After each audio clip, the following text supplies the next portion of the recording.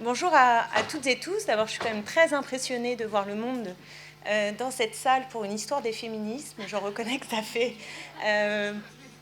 une bonne vingtaine d'années que je milite et j'ai fait quelques ateliers dans ma vie sur ces questions-là et je suis très heureuse de voir que sur cet enjeu important, certes important, mais qui n'a pas toujours été jugé dans nos mouvements politiques comme majeur, il y a un intérêt pour cette question et donc je vous remercie vraiment d'être venu m'écouter. Alors moi je ne suis pas historienne spécialiste de la question par définition, même si j'ai fait des études d'histoire et que j'avais entamé un mémoire de thèse sur le mouvement de libération des femmes et que, comme féministe, évidemment, j'ai été amenée à travailler cette question, mais je ne suis pas dans le menu détail spécialiste de cette affaire.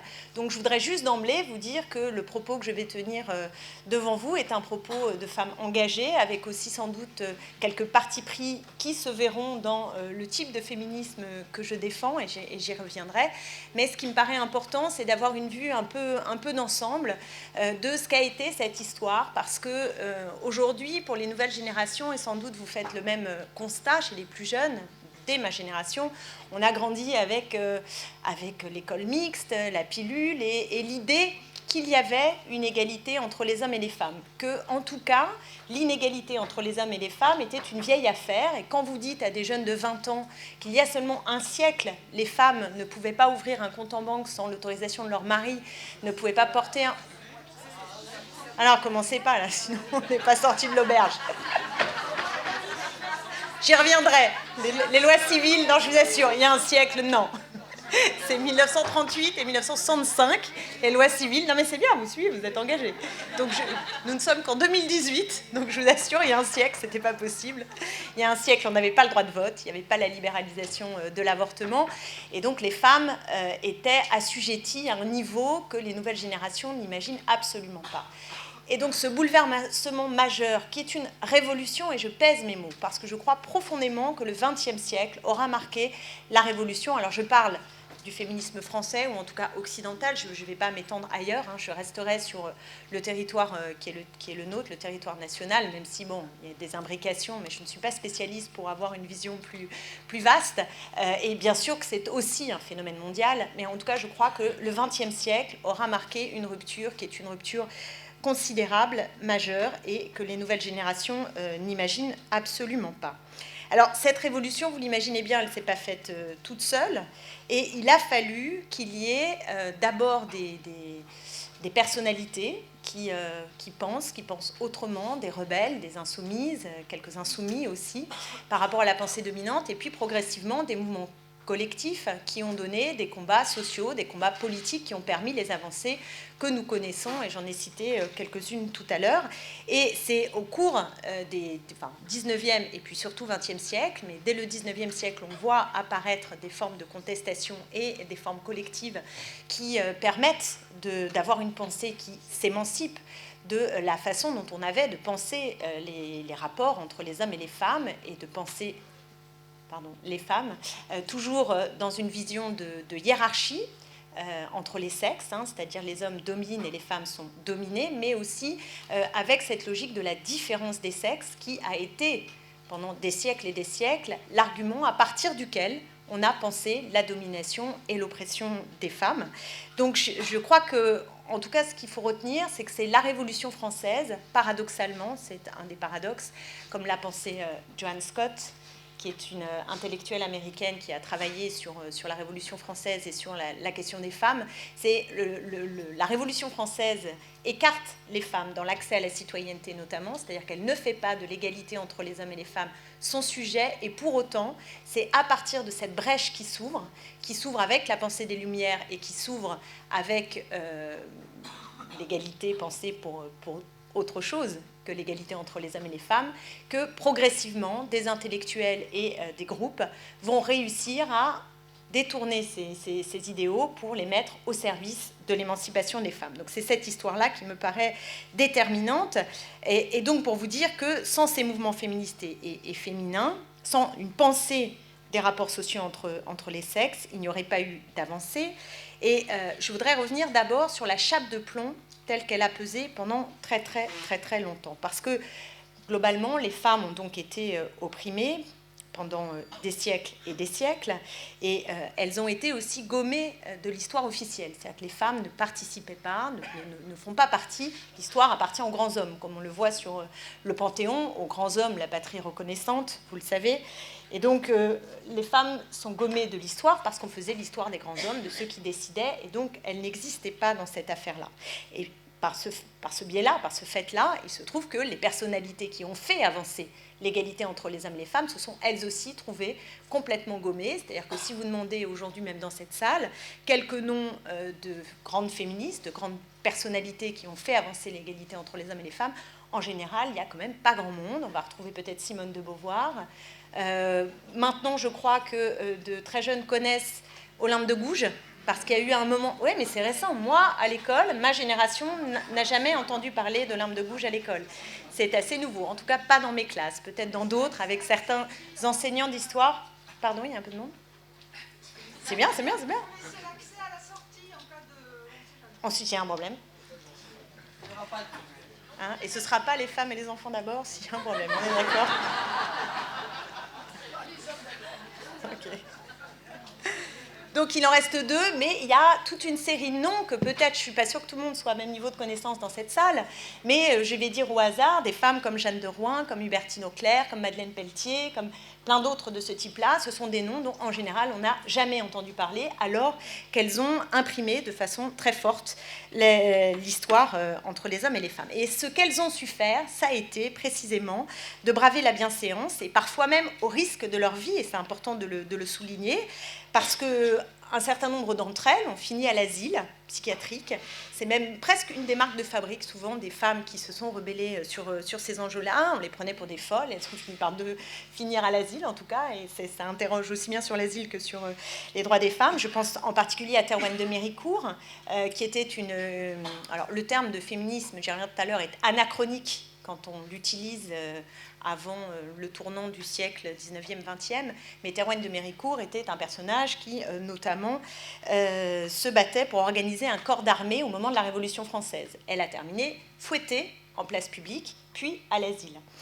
Une autre femme qui a terminé à l'asile aussi, qui est Madeleine Pelletier, dont je vous parlais tout à l'heure, qui est vraiment une très très grande féministe, qui s'est battue pour le droit de vote et surtout, je dirais après, en tout cas, un engagement très très fort parce qu'elle faisait elle-même des avortements clandestins, donc elle était néo-malthusienne, mais elle était féministe et elle se battait pour le droit à disposer de son corps. Elle aussi a terminé dans un asile psychiatrique, donc c'est intéressant aussi d'avoir en tête que ce sont des personnages qui ont tellement bravé cette bienséance et cet ordre du monde, contesté qu'à un moment donné, il y a quelque chose qui se joue dans leur rapport au monde réel. Et par le fait, vous le savez, les féministes, un peu moins maintenant, mais enfin quand même, il reste quelques empreintes, nous sommes très très très souvent qualifiées d'hystériques, d'excessives, de mal baisées, enfin voilà, et beaucoup de femmes disent d'ailleurs, moi je suis pour l'égalité entre les hommes et les femmes, blablabla, mais je ne suis pas féministe, hein, immédiatement. C'est important de le préciser, et dans le langage courant, quand on dit suffragette ou quand on dit MLF, c'est en général des épithètes qui sont des épithètes assez péjoratifs. Ce n'est pas des images qui sont des images ou des représentations valorisantes, ce qui est quand même assez incroyable, puisque c'est quand même grâce à ces mouvements-là, et au mouvement de la société évidemment plus en profondeur, mais à ces mouvements-là précurseurs et qui ont combattu, que nous avons ce droit de vote ou ce droit à l'avortement ou d'autres choses. Voilà. Donc elles se sont battues et cette reconnaissance de cette histoire a été difficile. Et une des pionnières que vous connaissez peut-être, c'est Michèle Perrault, qui est une historienne qui a travaillé spécialiste sur les questions des femmes et qui écrit ces mots que je trouve très beaux. Le silence est l'ordinaire des femmes, il convient à leur position seconde et subordonnée. C'est qu'au fond, on les a enfermés dans le silence, et cet enfermement dans le silence va de pair avec l'oppression spécifique subie par les femmes depuis très longtemps. Et pour vous donner à voir le chemin difficile de la construction de cette histoire, c'est qu'en 1973, Michèle Perrault et d'autres ont organisé un colloque qui s'appelait « Une histoire des femmes est-elle possible ?» Et en 1998, donc vous voyez, ça ne fait pas une période très longue, mais ça a cheminé, puisqu'elles ont refait un colloque et elles ont dit « Une histoire sans les femmes est-elle possible ?»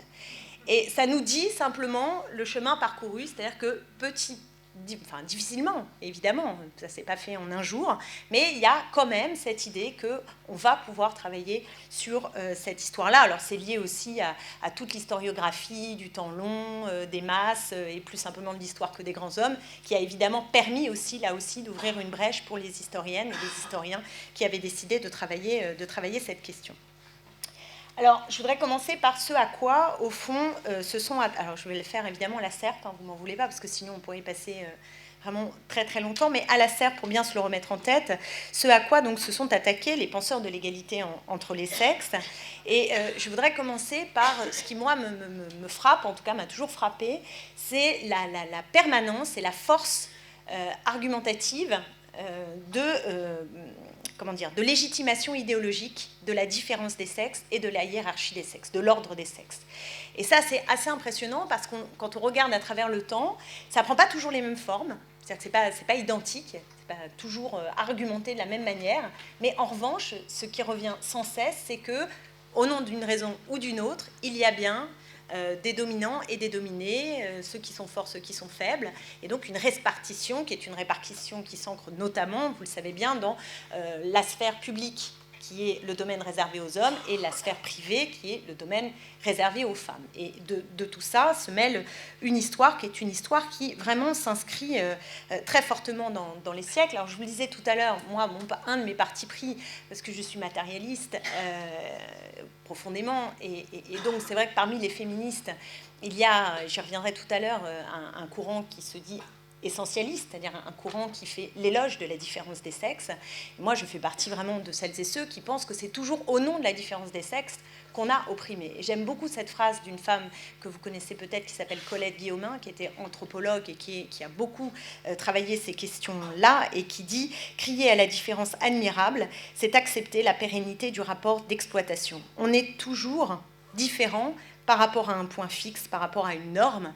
Et au fond, ce qu'elle nous invite à voir, et elle n'est pas la seule, hein, je vous invite aussi à lire par exemple Geneviève Fraisse, qui est une des historiennes que moi, vraiment philosophe et historienne, pour laquelle j'ai une grande passion, parce qu'elle met toujours l'accent sur l'historicité des rapports entre les sexes. Hein. Et c'est vraiment dans cette histoire et dans cette mécanique, la façon dont on le bouscule, c'est là qu'à la fois il y a les plus grandes régressions possibles, mais aussi les avancées. Donc là, notre attention doit vraiment être portée sur cette historicité dans les rapports entre les sexes.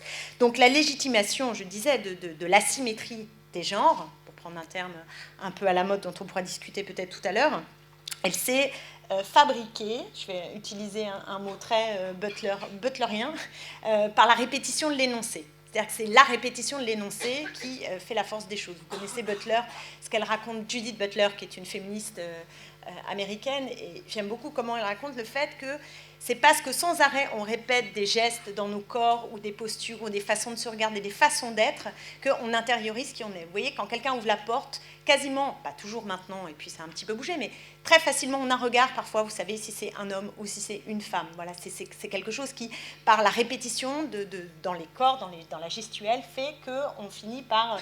c'est quelque chose qui fait partie de notre totale habitude. Eh bien, je crois que dans le discours idéologique, c'est ça qui est fascinant, c'est la force de la répétition, la force des préjugés, de quelque chose qui relève de la nature des choses, c'est comme ça, et aussi d'une autorité des coutumes. On fait comme ça, c'est comme ça. Donc ça ne se discute pas d'une certaine manière, puisqu'on est de l'ordre de l'évidence. Les ressorts, on les retrouve partout, c'est-à-dire qu'on les retrouve aussi bien dans les préceptes religieux que chez les laïcs, première génération, si j'ose dire, ou même plus récemment dans la psychanalyse. C'est-à-dire que chacun va finalement, à sa sauce, réussir à nous raconter une histoire qui peut avoir l'air un peu différente, mais qui, au fond, reste profondément permanente. Les modes de domination, ils ont évidemment évolué. Par exemple, au Moyen-Âge, vous le savez peut-être toutes et tous, mais peut-être pas, on avait une structure économique qui était pas la nôtre, puisque l'entreprise paysanne familiale était dominante, et que donc la division sexuelle du travail, comme on dit aujourd'hui, elle n'était pas du tout la même que ce qui s'est fait, par exemple, à l'époque moderne, enfin voilà, juste après le Moyen-Âge, excusez-moi, vous m'avez suivi. Donc, quand arrivent les corporations de métier, là, en revanche, la division sexuelle du travail s'inscrit. hein. Mais en même temps, au Moyen-Âge, il y a cette différence et donc quelque chose qui peut sembler un peu plus égalitaire. On sait très bien que dans le même temps, les femmes sont vues comme des sorcières, qu'elles ne peuvent pas rester en justice, qu'elles sont dans un rapport de domination qui est là aussi tout aussi flagrant et on le retrouve dans la littérature, dans plein de choses. Donc elles sont totalement dominées. Autre exemple d'évolution, par exemple, quand vous avez à l'époque moderne l'amour courtois qui émerge, parce qu'il y a la rébellion des dames, donc on y apprend maintenant la galanterie. Donc c'est une forme de stratégie qui donne des relations qui sont des relations différentes, mais on reste toujours dans un rapport qui est un rapport asymétrique et un rapport de domination. Donc on a quelque chose qui fonctionne comme un roc, un rapport de domination qui fonctionne comme un roc. Et à chaque fois, les grands philosophes des époques enfonce littéralement le clou, pas toujours dans la législation, mais en tout cas dans les têtes de façon très très forte. Et moi je crois que dans le religieux, il y a quelque chose qui nous parle à tous, enfin qui nous parle à tous si j'ose dire, parce que c'est notre histoire malheureusement, mais c'est cette idée que Ève a péché, et on tourne toujours autour de ça, qu'elle a péché, elle a mangé la pomme. Ben oui, et on a un mythe fondateur qui permet d'asseoir ce rapport de domination. Soyez soumis les uns aux autres, nous dit le Nouveau Testament, et bien sûr que les femmes le soient à leur mari comme au Seigneur. Donc on répète le rapport de subordination, et les femmes, la femme qui a péché, la femme qui a été faite dans la côte d'Adam, qui est deuxième, qui n'est pas première, et le rapport de domination est ainsi consacré dès le démarrage, et tout doit suivre à l'avenant. Et ensuite, on a tous ceux qui travaillent sur la façon de faire vivre, les prédicateurs. Je pense par exemple à Paul, qui est dit l'apôtre des gentils. Alors il est peut-être très très gentil, mais enfin il explique donc bien sûr la place inférieure des femmes par la nature et par ce péché originel. Et donc la sexualité est évidemment un mal.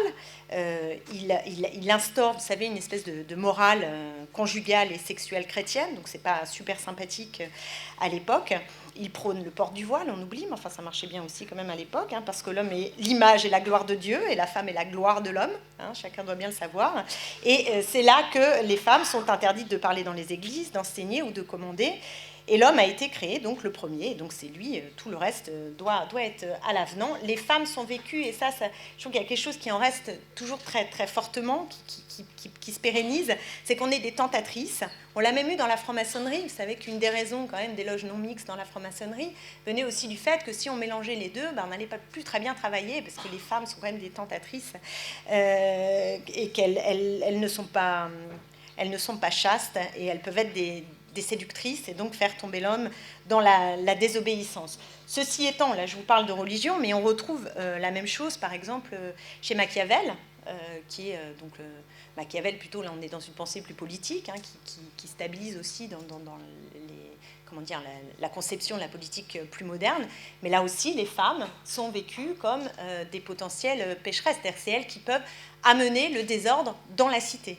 Partout, on a cette permanence qui est excusez-moi, du coup j'ai perdu, voilà, où j'en étais, qui est cette permanence très forte. Oui, je voulais vous parler aussi d'Aristote, parce que c'est le même topo, qui est le disciple de Platon, et lui aussi, il estime que les femmes, c'est la moitié de la population libre, contrairement aux esclaves, donc c'est parfois, on peut nous expliquer que du coup, Aristote, c'est pas aussi terrifiant que les autres, mais on arrive très très vite au fait que les femmes sont aux limites de la cité, de la sauvagerie, de l'humain et de la brute, et qu'elles constituent là aussi une menace potentielle pour la vie harmonieuse de la cité, et qu'elles sont même parfois beaucoup plus menaçantes que les esclaves. Donc il y a un caractère pour lui aussi fondamentalement ontologique à cette différence entre le mâle et la femelle, et on arrive à une logique même de dualité, c'est-à-dire que c'est parce qu'il y a cette dualité naturelle qui permet de procréer, mais qui permet aussi à la société du coup d'avoir un équilibre. Il dit le mâle et la femelle se distinguent par une certaine puissance ou un certain manque de puissance. Et moi, quand je lis ça et que je vois les théories freudiennes bien après, où effectivement, de la même manière, on a le pénis, où on a le manque du pénis, et la maternité qui permet de se réaliser parce qu'on a le manque du pénis. Et je me dis, voilà, quelle permanence absolument hallucinante on peut trouver dans ce chantier. Et je m'amusais, je cite souvent ça parce que je trouvais ça hallucinant. Vous avez même Thomas d'Aquin qui est un philosophe de l'Église catholique, un futur philosophe de l'Église catholique. Donc on remonte, hein, je vous fais des allers-retours dans le temps, vous allez essayer de vous repérer. Donc lui, ce qui est assez amusant, c'est qu'il explique que dans la procréation, seul le sperme est actif. Et non, c'est pas une blague. Donc seul le sperme est actif. Donc en fait, même pour la procréation, en fait, c'est grâce au sperme que le sang menstruel, qui est vraiment un être mort, qui ne sert à rien, qui est triste et sans vie, peut, grâce au sperme, être transformé en un être vivant. Et donc là, on y voit encore une explication de la domination masculine que je trouve assez cocasse, parce que ça veut dire qu'à chaque fois, on trouve des biais pour en revenir sans arrêt à une justification qui passe les époques et les périodes.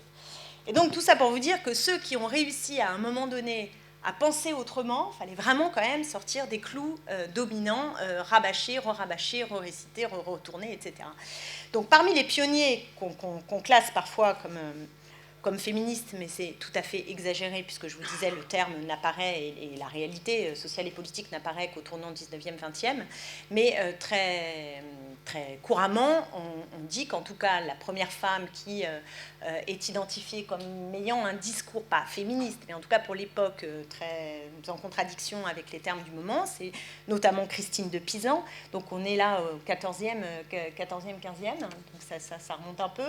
Bon, c'est pas le féminisme contemporain, mais c'est quand même une femme qui, issue plutôt de catégories favorisées, s'est mise à écrire, etc.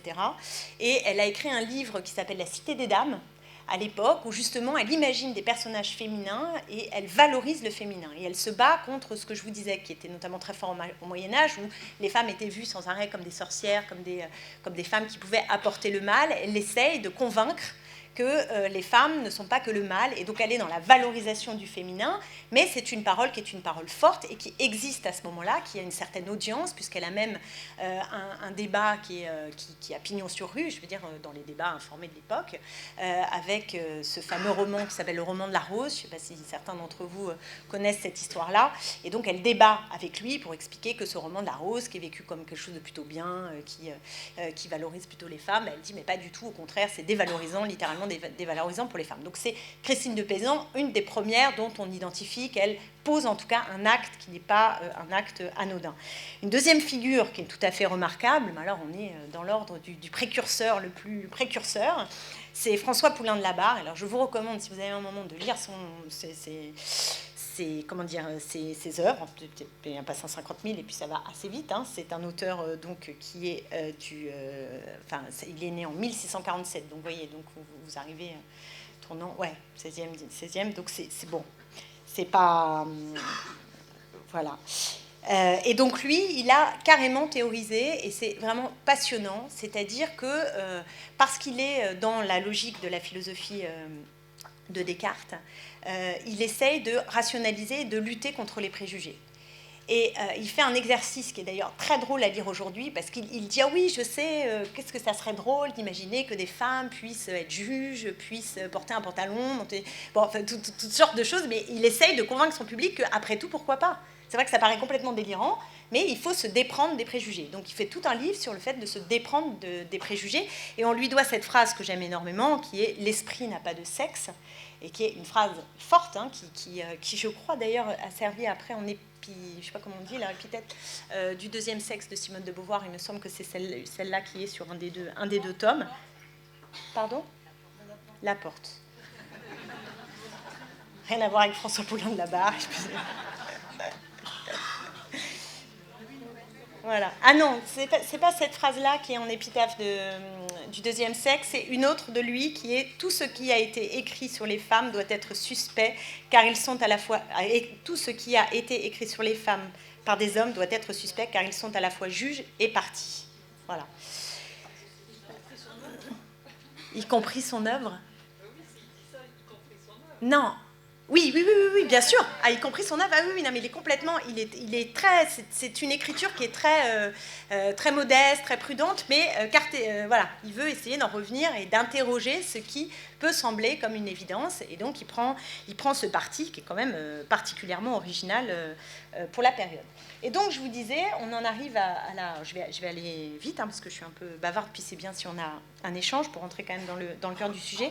Donc, on en arrive à cette brèche dont je vous parlais tout à l'heure, qui est celle de la Révolution française, qui est quand même plutôt ce rendez-vous qui est un rendez-vous manqué, même si on connaît l'histoire, qui a eu, bien sûr, Olympe de Gouges avec sa déclaration des droits de la femme et de la citoyenne, qu'il y a eu des clubs, il n'y a pas eu rien, et que les femmes ont été actrice de premier plan dans cette révolution. Mais pour autant, même si les droits civils sont consacrés, hein, ne pensons pas qu'il n'y a rien, les droits civils sont consacrés au moment de la Révolution, enfin dans la foulée de la Révolution française, mais le débat, qui est notamment porté chez les hommes par Condorcet, hein, qui se bat sur cette question de l'égalité entre les hommes et les femmes, le rendez-vous est un rendez-vous qui est raté, absolument raté, mais qui va permettre de créer cette brèche qui revient en 1830. C'est-à-dire qu'à chaque fois au XIXe siècle que vous avez des poussées révolutionnaires, au moment de ces poussées révolutionnaires, ces révoltes, il y a un temps qui permet la création de clubs féminins, la création de journaux féminins, de femmes qui se rencontrent, et une pensée de l'égalité qui chemine progressivement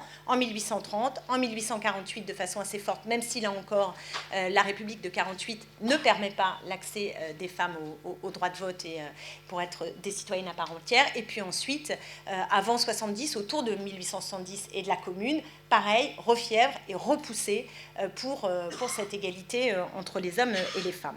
Et c'est à ce moment-là, c'est à partir de là que va s'ouvrir, en fait, avec la Troisième République, ce qu'on appelle l'âge d'or du féminisme. On a tendance à penser que l'âge d'or du féminisme, c'est le mouvement de libération des femmes. En tout cas, moi, j'ai souvent pensé ça, que c'était le MLF, les années 68. D'un point de vue de masse, franchement, c'est la Troisième République. Ça a été absolument considérable. Donc, c'est ce moment où on a un affrontement entre... Enfin, d'abord, commençons par le fait que ça se crée. Alors, ça se crée par différents biais, avec plusieurs, d'ailleurs, comment on appelle ça? Des endroits où vous vous mettez, là, des foyers qui permettent de germer. Vous allez creuser, merci. Il y a le libéralisme politique, hein, la pensée libérale sur le plan politique, qui est un des creusets. Il y a les utopistes, qui sont un véritable creuset. Et il y a un troisième creuset plus inattendu, si j'ose dire, qui est le creuset du socialisme. Je dis qu'il est plus inattendu parce qu'il fait face... ça se fait de façon très conflictuelle dans les courants qui sont les courants de pensée socialistes, où cette question-là est quand même assez mise. Je fais l'inciste tout de suite avant de revenir sur le reste, mais je fais quand même l'inciste parce que je sais que ça va vous intéresser. Bon, je ne vous fais pas la liste des horreurs qu'un homme, par exemple, comme Proudhon, a pu dire sur les femmes. C'est assez connu, les femmes ménagères ou courtisanes. Il s'en est pris à George Sand 1000 fois. Il expliquait qu'elle écrivait comme elle pissait. Enfin, il était absolument effroyable avec les femmes, mais évidemment, il n'était pas le seul. C'est-à-dire qu'on a un mouvement socialiste qui se construit sur la base, et peut-être qu'on aura un débat tout à l'heure aussi, de théories marxistes qui parfois ont pris des racines dans des courants utopistes qui étaient plus adeptes de la question de l'égalité entre les hommes et les femmes. Mais le courant socialiste estimait, en gros, alors je vais la faire là aussi à la serpe, mais quand on lit Marx et Engels, chacun peut aller trouver sa phrase. Moi, je n'ai pas lu tout Marx et Engels, mais ce que je comprends, c'est qu'on peut retenir le moment où Marx nous explique qu'une société se mesure, avancée se mesure au fait que la situation des femmes s'améliore, mais on peut aussi juger, parce qu'il y a quand même un bon cœur de mécanique marxiste et de Marx et de Engels, parce que j'ai l'impression qu'Engels il en avait aussi bien sous le pied, de ce point de vue-là, qui consiste à penser que la domination masculine, finalement, n'est que le produit du système capitaliste, et que quand on aura la société socialiste, tout ça adviendra merveilleusement, qu'il n'y a pas besoin de se préoccuper particulièrement de l'égalité entre les hommes et les femmes, qu'elle va être contenue dans la révolution qui va mettre à bas le capitalisme et qui va mener la lutte des classes. Et à partir de là, ça devient très compliqué. Et par ailleurs, on trouve sous leur plume des propos qui sont plus embêtants, même si ce sont aussi des hommes de leur temps, mais des propos qui sont plus embêtants, c'est-à-dire qu'ils estiment que le chômage de masse, par exemple, mettrait à mal la masculinité, la virilité des ouvriers.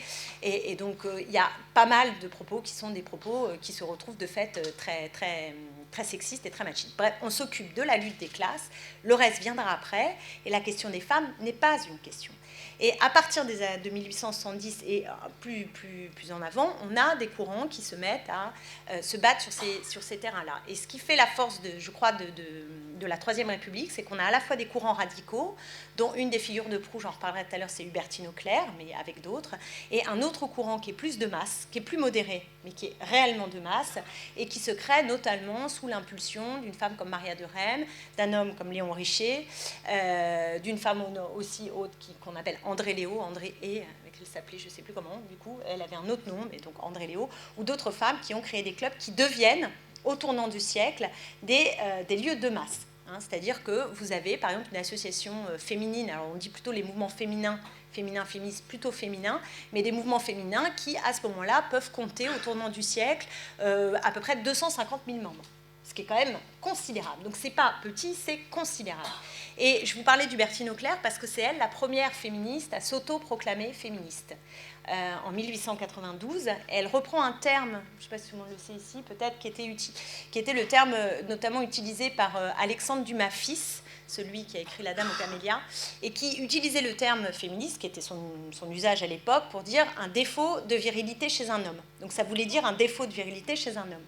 Et la première femme qui dit moi je le reprends, je détourne le terme et je m'affirme moi féministe, c'est ce personnage Hubertine Auclair dont je m'étonne toujours qu'elle ne soit pas plus connue et plus reconnue, parce que alors, franchement c'est un personnage, moi à chaque fois que je la découvre ou redécouvre, je la trouve littéralement voilà, absolument incroyable. Alors c'est aussi, selon la bonne mythologie, une fille de riches propriétaires, et qui, grâce à sa part d'héritage et sa rente annuelle, a pu faire des choses que peut-être elle n'aurait pas fait si elle venait d'un autre milieu. Et elle a été notamment marquée par une allocution de Victor Hugo dans un banquet sur l'émancipation des femmes, qui était organisée, je vous en parlais tout à l'heure, par Léon Richer et Maria de Rheims, donc on est en 1872, et elle a créé ensuite sa propre ligue féministe qui s'appelle le droit des femmes, et elle prenait déjà à ce moment-là l'égalité complète, totale, dans tous les domaines, et ce qui semblait jugé prématuré par Maria de Rheims. C'est-à-dire qu'on a à cette époque de Troisième République des enjeux très forts sur qu'est-ce qu'on peut demander, jusqu'où on peut aller pour gagner.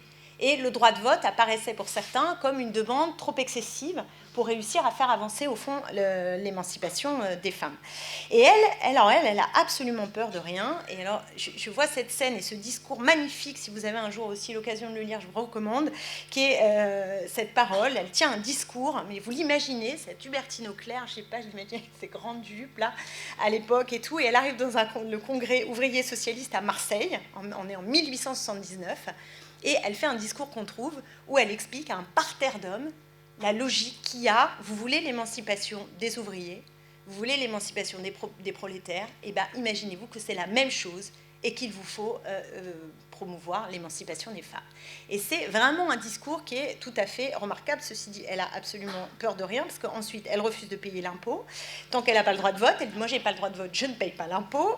Elle perd en procès. Non, mais elle a un procès, elle perd. Non, elle est hallucinante. Elle a beaucoup, à l'époque, elle a beaucoup de notoriété. Elle s'élève publiquement dans des cérémonies de mariage à Paris contre le fameux article 213 du Code Napoléon, vous savez, la femme doit obéissance à son mari, blablabla, donc elle y va, etc. Elle lance un journal, La Citoyenne, c'est elle qui dit, elle lance le terme de féministe, qu'elle appelle féministe intégrale.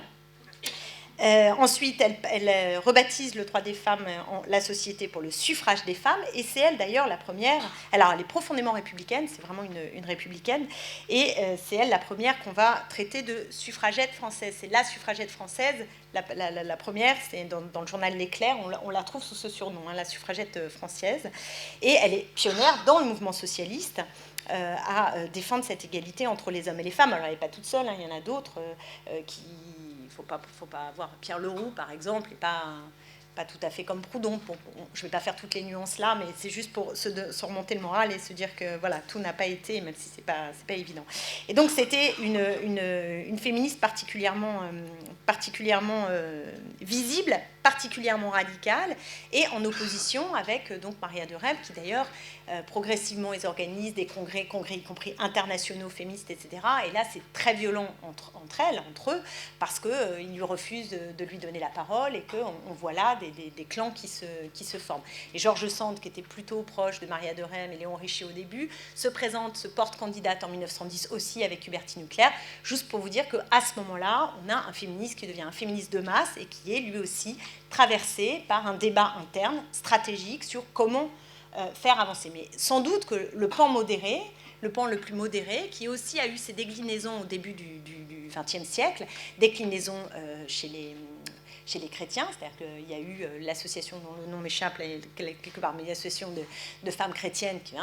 Ensuite, avec l'essor du communisme, on a les femmes communistes qui s'organisent. Et ce que je veux dire, c'est que progressivement, l'idée de mouvement féminin, en plus ou à côté, ou avec, enfin en discussion en tout cas avec les mouvements féministes, crée quelque chose qui est un mouvement de masse. Après, il y a ce qu'on appelle le creux de la vague, une fois cette période passée, et ce creux de la vague qui est un creux de la vague sans en être vraiment un, puisque dans le creux de la vague, vous avez les deux guerres, ce qui est quand même pas rien, parce que les deux guerres modifient profondément les rapports hommes-femmes, puisque les femmes font l'expérience de ce qu'est une vie sans les hommes et prennent aussi des aises, des libertés nouvelles qui vont modifier leurs aspirations, et je pense que ça joue considérablement, qu'on a là aussi à la fois des avancées et des reculs dans ces périodes-là, puisqu'on a en 1920 des lois qui sont des lois dites les lois scélérates, mais qui sont des lois qui sont profondément natalistes, post-14-18, donc on essaie de faire en sorte que la natalité se porte bien, donc elles sont natalistes, mais elles sont contestées par les mouvements féministes, et en même temps, en 1938, on a ces lois qui sont les lois qui donnent des droits civils aux femmes, donc qui sont aussi très importantes. Mais c'est un moment qu'on appelle le creux de la vague, qui se cloue par deux choses fondamentales, le fait que les suffragettes et le mouvement, mais qui prend racine, encore une fois, un peu plus en amont, finit par arracher le droit de vote en France, tardivement par rapport aux autres pays, mais on arrive en 1944 à avoir le droit de voter, et les femmes françaises votent pour la première fois en 1945, donc ça c'est quand même très important. Et on a quelques années après, dans ce creux de la vague aussi, un événement qui est aussi un événement important, qui est la parution du Deuxième Sexe en 1949, dont on ne mesure pas là non plus qu'à l'époque ça a été vraiment un scandale absolu. Un scandale vraiment absolu. Sartre arrivait dans les dîners en ville, on lui disait mais enfin comment tu supportes que ta femme mette sur la table sa vie sexuelle, etc. Enfin c'était vraiment vu comme un torchon, un brûlot, quelque chose qui était littéralement inadmissible. Alors le Deuxième Sexe, pour ceux qui ne l'ont pas lu, il est fait en deux tomes. Vous avez un premier tome qui est un peu plus sur des données biologiques, historiques, scientifiques, etc., sur l'égalité homme-femme. Et le deuxième tome, qui, moi, me paraît aujourd'hui le seul intéressant vraiment à lire, c'est celui sur le parcours, donc qui va de l'enfance jusqu'à la fin de vie, et qui nous raconte qu'est-ce que c'est que l'oppression, comment elle se construit, comment toutes petites, les garçons et les filles ont des destins qui vont progressivement être différenciés et donc inégalitaires. Et ça, elle le raconte par le menu, et c'est tout à fait passionnant. Elle termine par un chapitre que je trouve effroyable, qui est sur la femme socialiste, parce que là, d'un seul coup, presque, moi je trouve, alors peut-être on en discutera tout à l'heure pour ceux qui l'ont lu ou qui ont envie de débattre de ça, mais à la fin, pour moi, elle fait un total contresens. D'un seul coup, elle redevient la femme de Sartre qui veut être bien vue aussi du marxisme, de toute son ambiance, et elle rentre presque dans les clous de quand la révolution arrivera, la femme socialiste sera comme ci, comme ça, etc., qui rentre dans un clou, et je trouve que ça rentre pas très bien. Et à la fin de sa vie, d'ailleurs, dans pas mal d'interviews, elle le dit. Elle dit, au fond, il y a deux questions qu'on n'a pas pensées. Il y a le rapport entre la lutte des classes et le féminisme, comment est-ce que ça s'articule, et je crois, alors ça c'est peut-être moi qui ajoute, mais moi je trouve qu'elle n'a pas bien su penser la question de la maternité, mais c'est sans doute pour les générations d'après que cette question doit être maintenant sur la table. Donc ça, c'est ce qu'on appelle le creux de la vague, et puis arrive ensuite la deuxième vague, première vague, qui met un coin, si vous comprenez bien que l'édifice, il est sphère publique pour les hommes, sphère privée pour les femmes, vous voyez que la première vague, elle attaque tout ce qui permet aux femmes d'entrer dans la sphère publique. C'est ça qui se passe dans cette première vague féministe qui est dans cette troisième république, et ce qui est cet âge d'or du féminisme. Et ce qu'on appelle le féminisme deuxième vague, c'est le féminisme qui va s'intéresser à l'autre partie, c'est-à-dire la sortie des femmes, enfin, ou en tout cas ce qui se passe pour les femmes dans la sphère privée. C'est dans cette sphère privée qu'on va commencer à travailler, à chercher, à revendiquer, et c'est dans ce moment-là qu'on obtient la loi, qu'on arrache, la loi sur l'avortement. Et je dis qu'on arrache parce que là, j'avoue que l'ambiance Simone Veil, alors formidable Simone Veil, elle était dans l'Assemblée, elle a fait le travail, Je n'ai rien contre Simone Veil, je suis tout à fait d'accord pour dire qu'elle a fait le travail courageusement et qu'elle a affronté un hémicycle qui était un hémicycle terriblement hostile et machiste. Mais elle a été appelée là parce que le désordre social était tel qu'il fallait une loi pour libéraliser l'avortement. Et que s'il fallait cette loi, certes, Simone Veil a eu le courage de la faire adopter dans l'hémicycle, mais ce sont les femmes qui se sont battues avant, massivement, le mouvement social, qui a permis cette avancée. Et je trouve que dans l'imaginaire commun aujourd'hui, on oublie un peu, on est en train de dire c'est la loi Veil, c'est Simone Veil, et on finirait par oublier le bazar, qui n'est pas nous, hein, ici, on n'est pas menacés, mais je nous invite juste à ne pas l'oublier. Alors, voilà, c'est ça. En porte-étendard du féminisme, on a fait mieux, on est d'accord. Voilà, je suis bien d'accord. Alors, le mouvement de libération des femmes, je vais juste rappeler quelques éléments, parce que pour les nouvelles générations, ce n'est pas toujours évident. Le mouvement de libération des femmes n'est pas une association, n'est pas un mouvement déposé, etc. C'est un mouvement informel, dont la naissance symbolique a été consacrée par ces 9 femmes qui, en août, donc on est dans l'ambiance 68, hein. Il faut comprendre c'est un mouvement international, ça commence avant 68, hein, tout le monde y est, on resitue dans la période, je passe sur ça. Mais l'acte de naissance en France, il est donc attribué à ces 9 femmes, et moi j'adore aussi cette scène qui est quand même incroyable, où elles se disent, nous on pense beaucoup à happening, qu'est-ce qu'on va faire pour intéresser les médias, ben, finalement en 70 c'était déjà la question, elles se sont dit, tiens on est au mois d'août, les journalistes n'ont rien à faire, et si on allait à 9 déposer une gerbe sous l'Arc de Triomphe avec juste ce bandeau, plus inconnu que le soldat inconnu, sa femme. Et donc, elles y vont, elles prennent la gerbe et elles y vont et ça marche. C'est avec les jours de la lesbienne et naissance du mouvement de libération des femmes. C'est juste ça, hein, la naissance du mouvement de libération des femmes. Alors après, et on y reviendra, mais il y a Antoinette Fouque qui raconte une autre histoire, mais l'histoire du mouvement de libération des femmes, c'est cette histoire-là. Alors, c'est des petits groupes au démarrage, des groupes dont on a évidemment totalement oublié les noms, ça rappellera peut-être pour certains dans la salle, VLR, FMA, tout ça, bon, bref, et donc ça s'agite en petits groupes. Alors, avec l'effet bien connu, qui est que dans le mouvement de 68, comme dans d'autres mouvements, je dirais pas révolutionnaires, parce qu'on aurait un grand débat pour savoir si 68 était une révolution, ou peut-être on n'aurait pas de débat, on aurait tranché, donc, mais disons, ce grand moment de rupture, comme les autres, les femmes ont participé, mais ont peut-être plus qu'à d'autres moments trouvé que c'était sympa de participer, mais que les femmes n'étaient pas obligées de faire les sandwichs pendant que les mecs parlaient au micro, et que ça commençait à bien faire, donc elles ont dit on va se retrouver entre nous. Et on n'arrive pas toujours bien à comprendre avec nos yeux cette deuxième caractéristique, cette caractéristique du mouvement de libération des femmes, qui est la non-mixité de l'époque.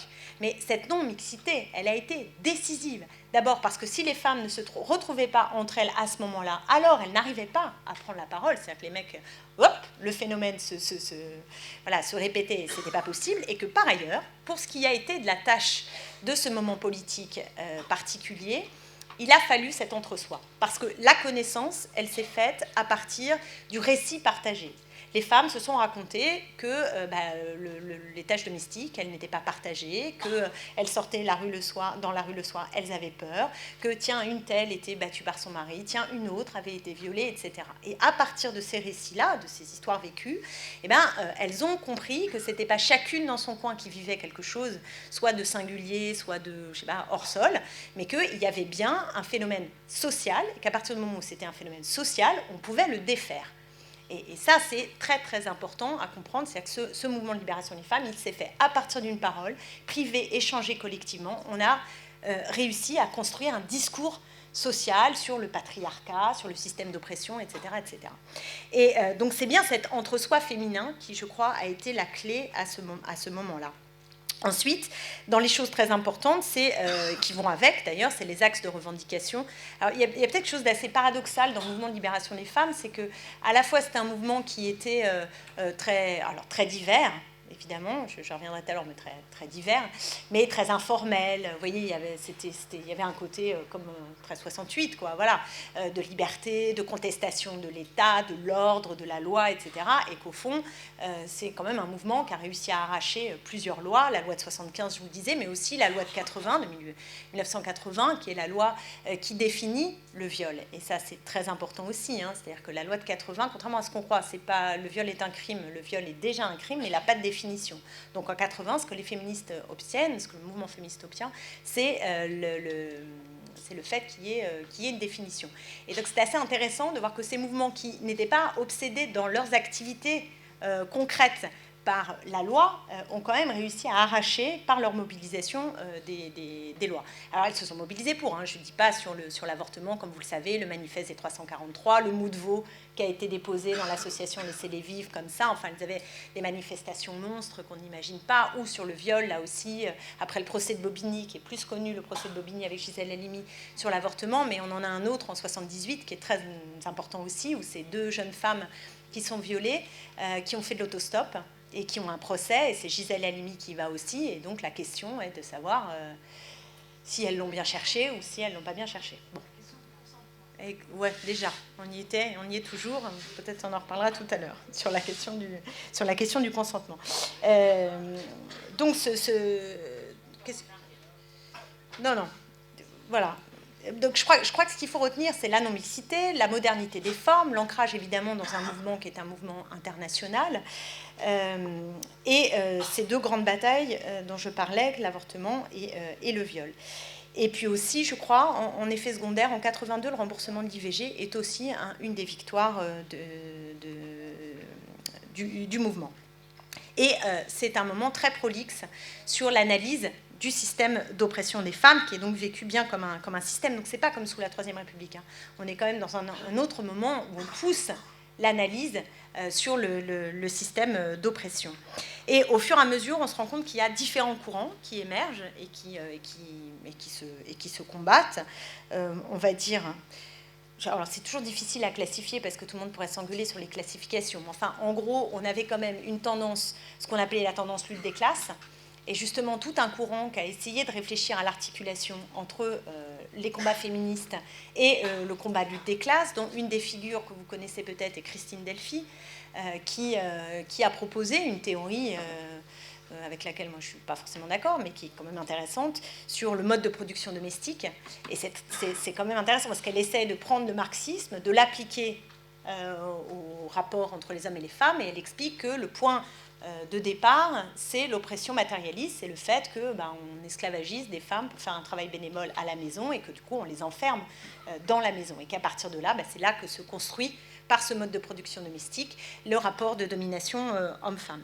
D'un autre côté, il y a un courant qui est fort aussi, qui est un courant qu'on dit essentialiste, notamment incarné par des intellectuels comme Lucie Irigaray, comme Hélène Cixous, et avec une figure qui s'appelle Antoinette Fouque, qui est morte il n'y a pas très longtemps, et qui a fait l'objet de batailles hallucinantes dont vous en avez peut-être déjà entendu parler, ou vous entendrez un jour parler, parce que moi j'ai découvert ce truc quand j'ai commencé à être féministe. J'étais dans une grande assemblée de féministes, j'étais assise là, puis j'avais 25 ans, puis d'un seul coup, j'entends 5 femmes qui se lèvent en hurlant et qui disent « Rendez-nous le sigle, rendez-nous le sigle ». On était dans les années 90, et je me dis « Mais qu'est-ce que c'est que ce truc, qu'est-ce qui se passe ?» Et en fait, c'est juste que, comme je vous disais, c'était informel, le mouvement de libération des femmes, sauf que Antoinette Fouque, qui était à la tête d'un mouvement des femmes essentialistes, etc., a décidé en 1980 de déposer la marque à l'INPI, et le logo, le point dans l'ovule, oui, le point dans l'ovule est le nom, donc Mouvement de libération des femmes. Donc pour ensuite être propriétaire de la marque. Ce qui est quand même, vous voyez, là, une fin de mouvement en queue de boudin, donc ça a laissé énormément de traces absolument effroyables. Donc ce mouvement qui est aussi incarné par exemple des succès littéraires très importants, je pense à, comment elle s'appelle Annie Leclerc, oui, Annie Leclerc, voilà, qui écrit des romans à ce moment-là quand même très, très étonnants, où elle raconte, dans le mouvement essentialiste, on peut trouver ça, c'est-à-dire le plaisir de la maternité, mais le plaisir des règles, les règles comme une jouissance. Donc c'est toute cette part d'un féminisme qui est un féminisme qui valorise en tout cas le féminin et qui pense que dans la féminité, il y a un plus, ou en tout cas une différence qu'il faut valoriser. Je vous ai toujours dit, ça n'est pas ma tasse de thé. Et puis, il y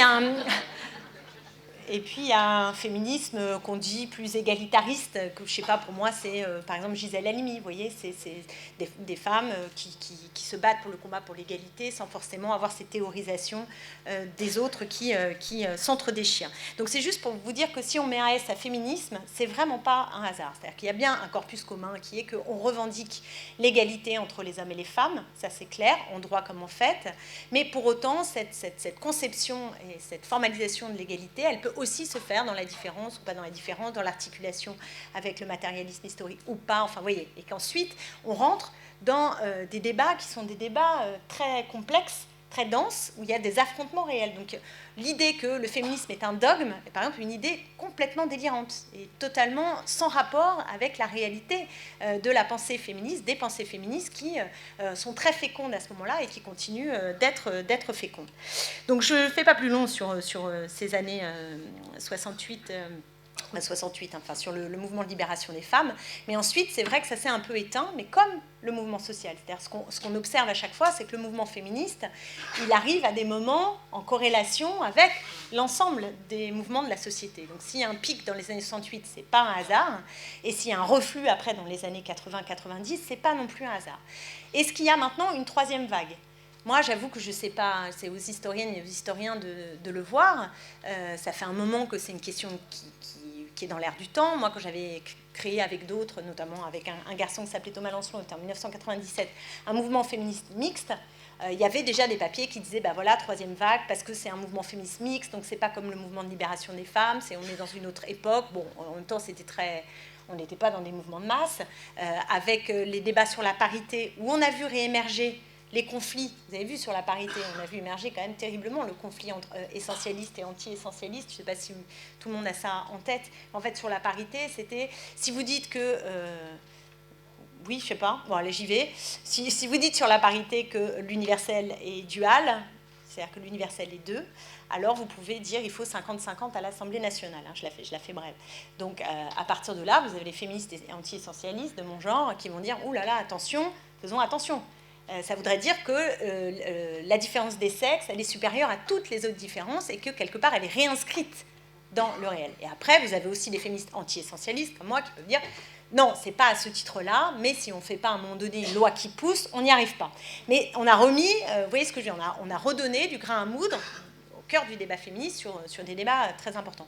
Et moi, je trouve que ce début de troisième vague, mais ce n'en est peut-être pas du tout une, a été essentiellement marqué par des débats qui clivaient les féministes. Parce qu'on l'a eu sur le foulard, on l'a eu sur la parité, on l'a eu sur la prostitution, et pendant tout un temps, moi j'ai eu le sentiment qu'on entendait beaucoup parler des féministes, surtout pour leur clivage et leur difficulté d'analyse commune.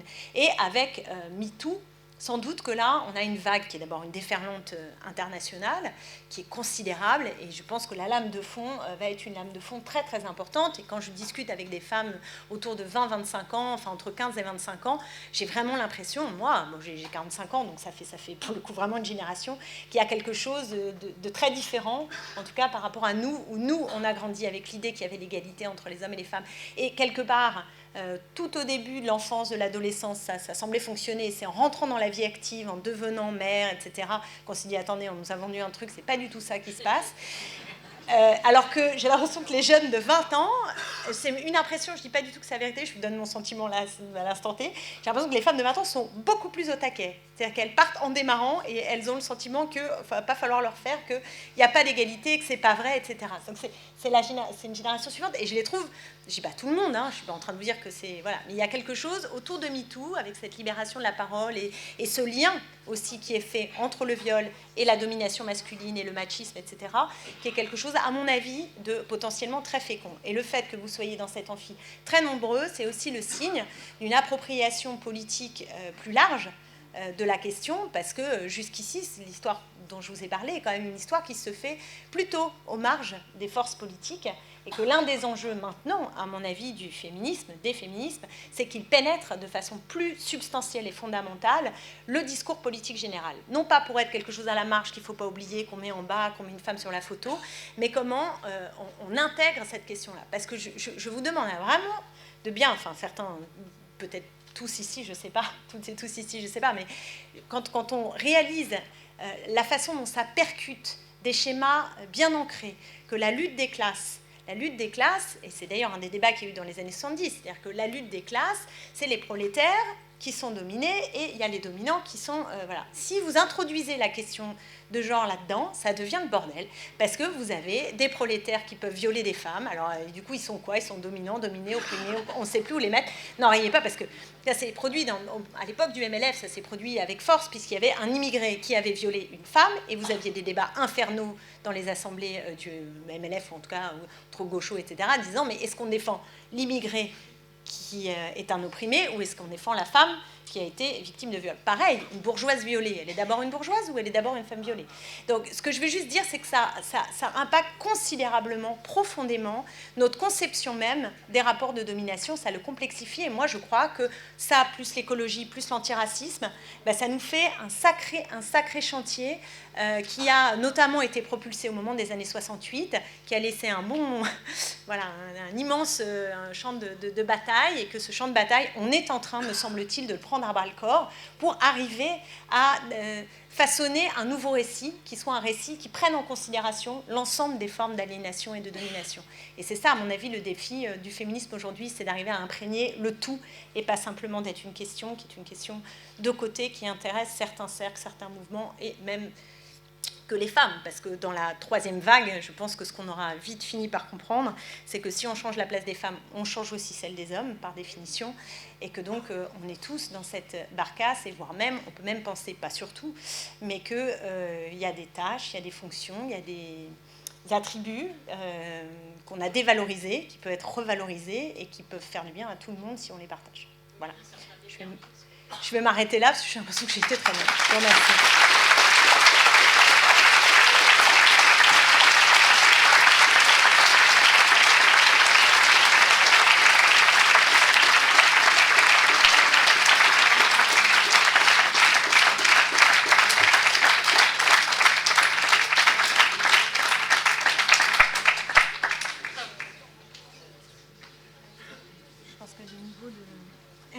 Je sais pas, on peut. Non, c'est pas facile en fait, parce que je pense que les niveaux de connaissances sont très différents dans la salle, et donc voilà, j'espère pas avoir ennuyé les uns, pas avoir perdu les autres, et voilà. On passe. Par rapport à cette histoire de MeToo, là où tu dis c'est une déferlante internationale, et c'est vrai, et c'est important, et c'est bien que ça se passe, j'ai l'impression quand même que ça reste quelque chose de très représentatif d'une certaine société qui a le pouvoir de la parole, où les femmes ont également elles-mêmes, font partie d'une classe sociale et c'est bien qu'elle se réveille, quoi. Enfin, c'est très bien. Mais ce qui me dérange dans ce truc-là, c'est que comment dire, il se place plein de choses en ce moment en Afrique du Nord. Il y a des atteintes aux droits, enfin il y a des atteintes même physiques aux femmes qui sont violées. On sait ce qui se passe en Libye avec les esclavages des femmes, des enfants, etc. Et je sais pas, ce qui me dérange, c'est que je trouve qu'il y a presque deux poids deux mesures, c'est-à-dire qu'on parle effectivement beaucoup de MeToo et c'est très bien, mais qu'en même temps, il n'y a pas, en particulier dans le mouvement féministe, de travail sur qu'est-ce qu'il est en train de se passer dans tous ces pays où il y a la guerre, et on sait très bien comment ça se passe quand il y a la guerre. Les premières, celles qui subissent certainement le plus, sont les femmes. Et voilà, c'est un truc qui excusez-moi, je ne m'exprime pas très bien, mais j'ai envie qu'on parle de ça aussi. On peut faire tourner la parole. Merci.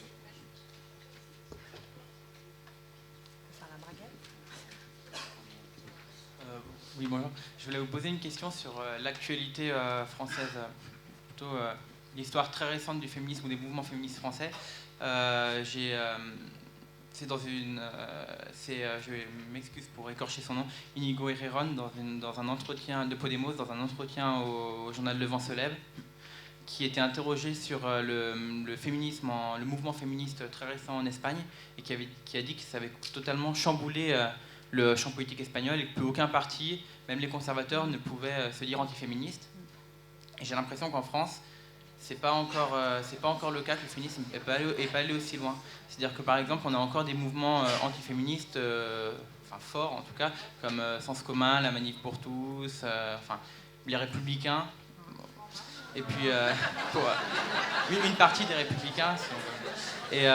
Et par exemple, dans l'actualité récente, ce qui donne raison à ça, par exemple, on a les révélations, je ne sais pas comment l'appeler, sur Asia Argento, et qui a énormément de personnalités, en tout cas par exemple Fogg, ou personnalités dans l'actualité qui utilisent cette affaire pour attaquer MeToo, pour attaquer tout le mouvement dans son ensemble, et ce qui montre qu'ils n'ont jamais vraiment... il se revendique pas anti-féministe, mais en tout cas, il se revendique pas MeToo, et en tout cas, ils le combattent. Et j'aimerais, voilà, si vous avez des raisons pour expliquer cette différence entre en France et en Espagne.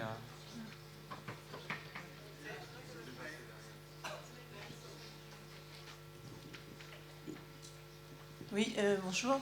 J'aurais voulu savoir pourquoi vous n'avez pas parlé de Françoise Héritier et de son analyse qui est quand même sur l'universalité de la domination masculine. Ouais. Ah bah, je réponds d'emblée. Je n'ai pas parlé d'elle. Il y a une autre philosophe que j'aime énormément qui est Françoise Collin, dont je n'ai pas parlé non plus et qui écrit des... C'est juste, voilà. Non, mais parce que son analyse sur le... Enfin, elle base la domination masculine sur le fait que les hommes ils veulent reprendre le contrôle sur le corps des femmes qui sont capables d'enfanter, quoi. Et c'est universel et je ne sais pas comment on peut s'en sortir.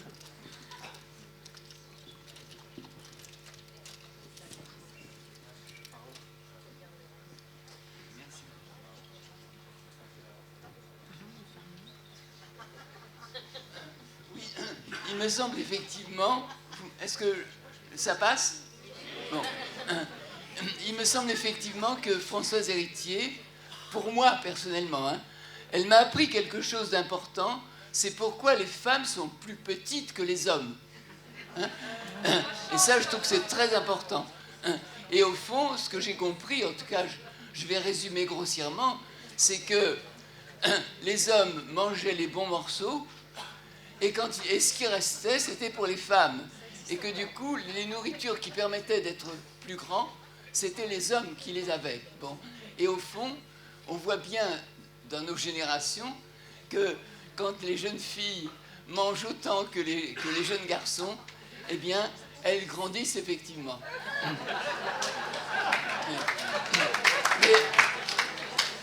Mais en fait, j'avais envie de parler d'autre chose.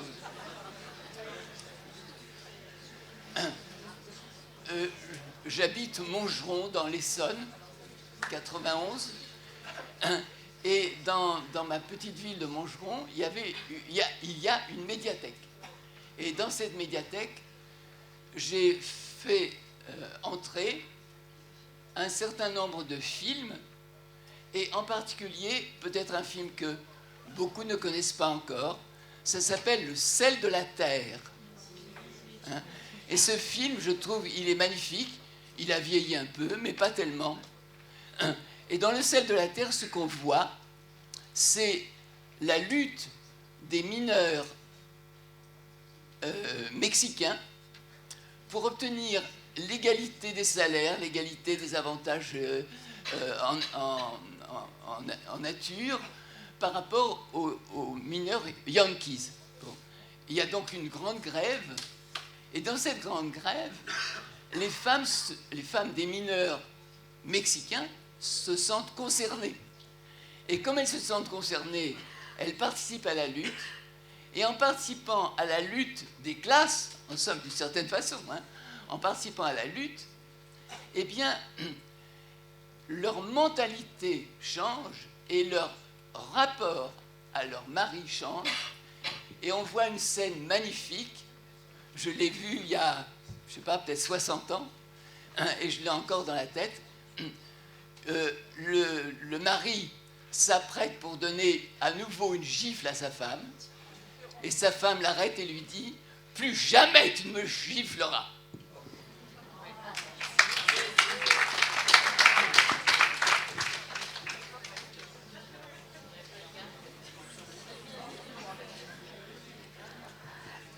Très vite, j'aimerais revenir sur l'intervention de la dame devant. Le hashtag MeToo, pour moi, j'ai 19 ans, voilà. C'est pas quelque chose qui n'a concerné que les personnalités. Sur les réseaux sociaux, ce sont des jeunes filles, des jeunes femmes de 16 à... peu importe en fait, qui ont pu parler et qui ont pu partager leur expérience. Et en fait, le souci, c'est... bon, évidemment, il y a eu ces stars qui ont été médiatisées, mais nous, entre nous, femmes, on a chacune posté de notre côté le hashtag MeToo, et on est venu se parler entre nous des violences qu'on avait subies, et ça a libéré le dialogue entre nous et au sein de nos familles, parce qu'on a nos familles, on a nos amis hommes qui ont pris conscience en fait de l'ampleur que ça avait au sein d'un groupe du lycée où on a été 50 à poster, et là on a vraiment pu prendre conscience, et donc c'est pas, pour moi c'est quelque chose qui a touché vraiment ma génération et pas seulement au niveau des stars, et puis voilà.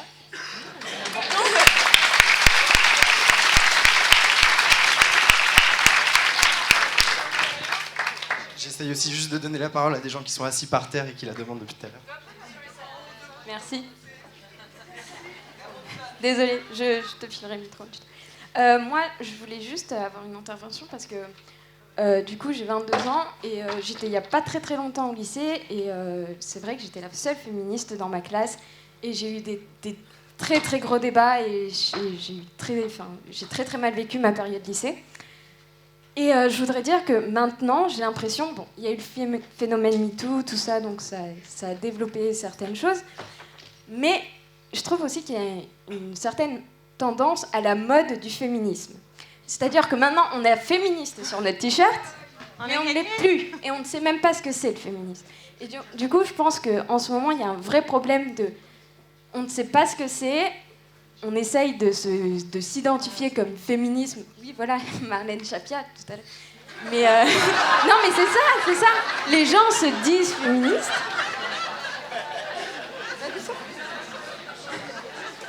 Non, désolée, je suis... Mais non, c'est... Non, mais... Du coup, voilà, moi je pense que les jeunes, plus jeunes que moi, du coup, ne sont pas forcément bien féministes, enfin pas bien féministes parce qu'il n'y a pas de bien féministe, mais ne savent plus ce que c'est que le féminisme, et je pense qu'il faut leur rappeler ce que c'est, et que c'est pas seulement un mot sur un t-shirt ou un point levé, voilà. Je propose que tu répondes rapidement, il nous reste 20 minutes et on refera circuler le micro vers derrière de la salle. Oh, bah, tu Non, veux direct. Non, alors, mais très rapidement, parce que c'est bien, c'est l'entendre. Ça me fait réagir sur une chose, c'est que ce que j'ai oublié de dire sur le mouvement de libération des femmes, c'est qu'eux avaient décrété en 70 année zéro. C'est-à-dire, c'était mouvement de libération des femmes, année zéro. Et il y avait une méconnaissance totale, mais totale, des féminismes précédents. Aucune idée de l'âge d'or du féminisme de la Troisième République, et même d'avant. Elles se référaient à rien, et ça ne les a pas empêchées d'inventer. Donc moi, ça me rend optimiste. Je trouve au contraire que d'abord que beaucoup de femmes se disent féministes sans tout à fait maîtriser le contenu du terme. J'ai l'impression qu'il y a quelque chose de positif malgré tout, parce que progressivement, il y a une hégémonie, sur là, j'arrive jamais à le dire, enfin, vous avez compris, on prend l'hégémonie, et c'est aussi à nous maintenant d'être capables de transmettre, et que ce travail de transmission, il appartient à pas mal de gens, et ça invite aussi à le faire, et qu'on sort d'une période où le féminisme était totalement marginal. Voilà, là, j'ai l'impression qu'on rentre dans un moment où c'est un mouvement qui peut être vraiment de masse, quoi, vraiment de masse et partagé. Et l'autre chose, je voulais réagir, alors, sur MeToo, je suis complètement d'accord, hein, c'est des stars d'un côté, mais c'est un mouvement qui est d'abord un mouvement sur les réseaux et où de langues qui se délient. Mais je voulais réagir sur, oui, ce qui se passe ailleurs, les guerres, etc., parce que c'est un argument qu'on entend beaucoup chez les féministes, c'est vous, en gros, vous nous faites chier pour savoir si on met un... Mais non, je ne dis pas du tout que c'est votre question, je réagis pas du tout. Mais ça m'a fait penser à un argument qu'on nous dit souvent, c'est vous nous emmerdez, il faut mettre un mot, un E à hauteur, vous voulez faire je sais pas quoi, mais qu'est-ce qu'on s'en fout parce qu'il y a plus grave. Et de plus grave en plus grave en plus grave, vous arrivez évidemment aux femmes qui meurent, qui sont lapidées, qui sont... Et de fait. Et je crois que ce qui est quand même un des acquis du féminisme, c'est de bien comprendre que tout ce qui se gagne et qui progresse, le max du max à un endroit, tire tout le monde. C'est-à-dire qu'il n'y a pas d'opposition, il n'y a pas des petites revendications d'un côté et des grandes causes avec le plus grave du plus grave. Moi, je crois vraiment qu'il faut qu'il y ait cette solidarité. Et cette césure, on a voulu la faire notamment avec les banlieues populaires. C'est-à-dire qu'à un moment donné, on nous a expliqué que le sexisme, il n'existait plus que dans les quartiers populaires. Et, c'était au moment des... Mais bien sûr que oui, on a dit, c'est en gros le dernier qui viole. D'ailleurs, c'était même plus des viols, ça s'appelait plus des viols collectifs, ça s'appelait des tournantes. Des tournantes parce que c'était dans des caves, dans des quartiers populaires, alors que les mêmes viols collectifs dans des quartiers bourgeois, on appelait ça des viols collectifs.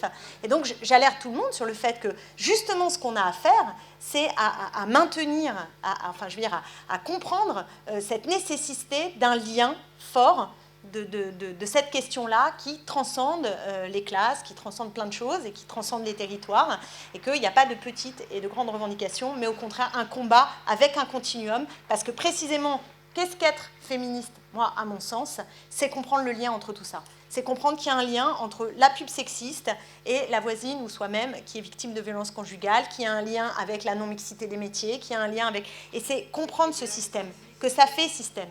Et quand on a compris ça, que rose pour les filles, bleu pour les garçons dès le jeune âge, c'est pas juste anecdotique et on s'en fout.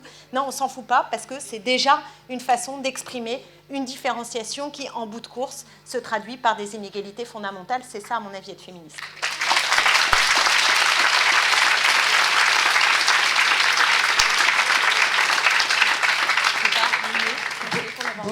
Bonjour, merci pour ce que vous venez de dire, car je vous remercie de tout le travail qui a été fait à l'Assemblée nationale. Et dans cet objectif, MeToo participe aussi qu'un jour, eh bien, toutes les femmes qui ont été violées ou agressées sexuellement dans leur enfance, et que, donc il y a un délai de prescription, enfin, un jour, ça soit aboli, ce délai de prescription. Et ce jour-là, j'irai à la police.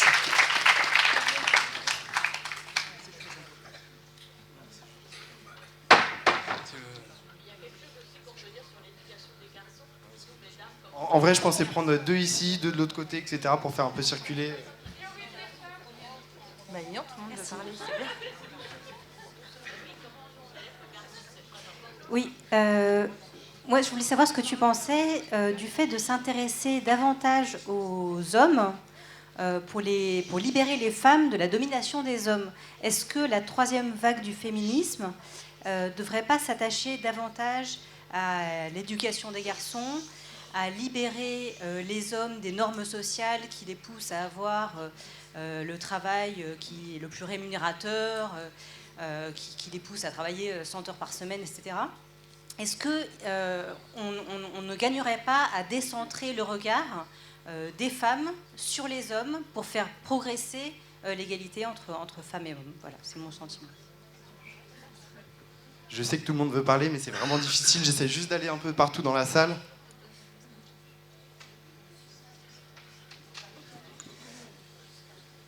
Moi, en fait, je brûlais d'envie de m'exprimer parce que sur le thème du féminisme, à chaque fois que c'est évoqué dans ma vie, j'ai l'impression que les hommes, je vous le dis, vous tous qui êtes là, ils sont juste accessoires. Pourquoi? Parce que le mot féministe, déjà, on dirait que du coup, il les exclut du sujet. Même si c'est pas vrai, mais... Et du coup, l'image que j'en ai, moi, du féminisme, c'est finalement où la femme, pour se libérer de ça, elle finit sa vie toute seule. Mais s'il reste avec un... Non mais sérieux, pour moi la femme libérée c'est celle qui elle a fini par se dire je me libère des mecs et je vis seule et je finis ma vie seule. Celle qui reste avec les hommes, mon point de vue, désolé, c'est à 42 ans de me dire qu'en vérité je suis féministe, mais dans les faits j'ai jamais vu un homme vraiment pas s'associer à la cause, le porter féministe. C'est pas que les femmes qui doivent le porter, c'est pas qu'un truc, un télo, une réflexion de qu'est-ce que ça veut dire. C'est comme si demain on veut annihiler le racisme. Tant qu'il y aura des gens pour regarder un maghrébin ou un noir et lui signifier qu'il est différent par sa couleur, t'as beau t'émanciper, lire des trucs sur l'antiracisme, tu continueras à te sentir mal à l'aise par rapport à ta couleur de peau, on te le fera pas oublier. Donc moi j'attends des hommes qui s'incluent dans le féminisme, qui le portent comme quelque chose à défendre autant qu'on défendrait l'égalité des droits, j'en sais rien. Pour moi, je sens pas les hommes le défendre. Ou nous, peut-être, on se sclérose et on oublie qu'ils font partie du... Je sais pas, j'ai un ressenti comme ça. Et tant qu'on fera comme ça, ça va pas changer. On se bat, mais dans les faits, moi, j'ai fait toujours beaucoup plus que les hommes dans le quotidien.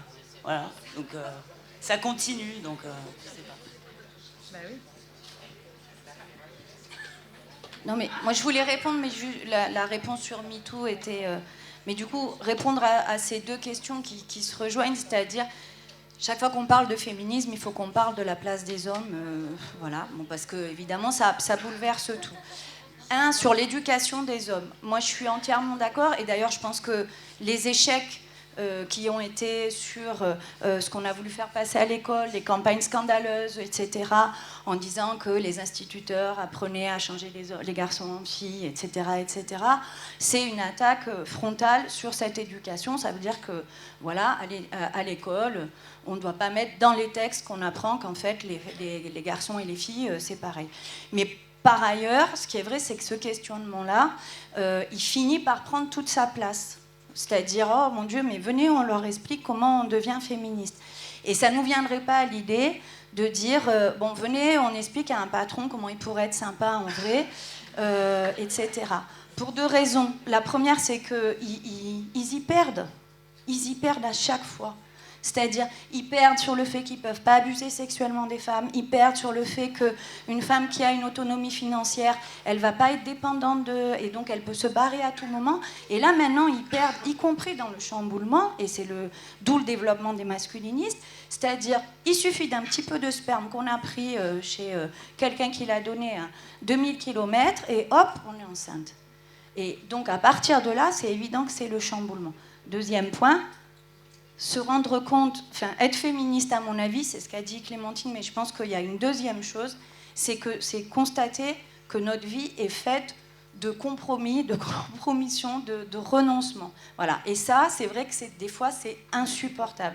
De se dire, putain, je suis la reine des féministes, mais j'ai fait merci beaucoup quand quelqu'un m'a dit vous avez une beauté, je sais pas quoi, vous êtes vraiment charmante. Et on est là, on fait voilà. Et parce qu'on en a ras la casquette, qu'on va pas réexpliquer pendant 100 ans que non, c'est pas comme ça et que ça fait pas super plaisir, en vrai, même que ça fait un peu plaisir et tout. Hein.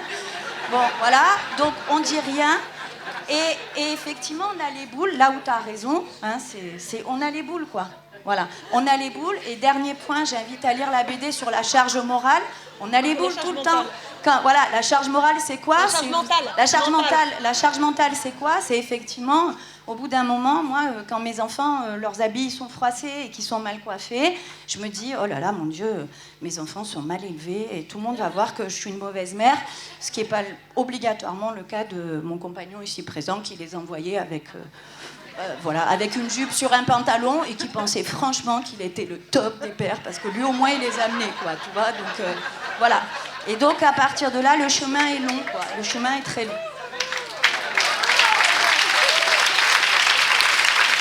Je prends deux dernières.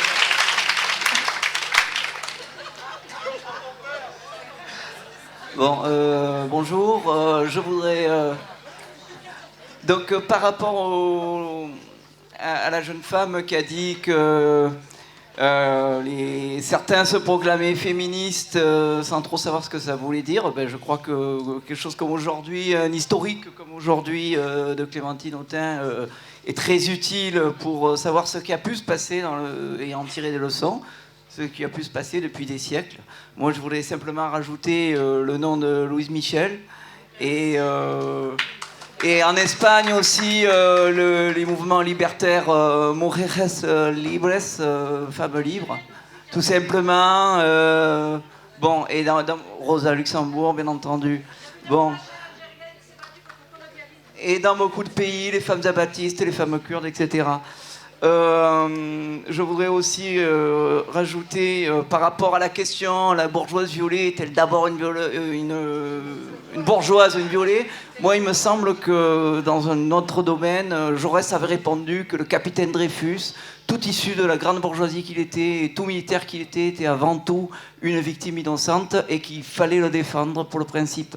Et moi, je crois que Jaurès avait une fois de plus raison. Et dernière chose par rapport peut-être aux 2-3 dernières interventions, moi je veux rappeler la parole de je ne sais plus trop qui disait que l'humanité ne pourra jamais être libre si la moitié féminine de l'humanité est en esclavage, et que les hommes ne seront jamais libres si les femmes ne le sont pas.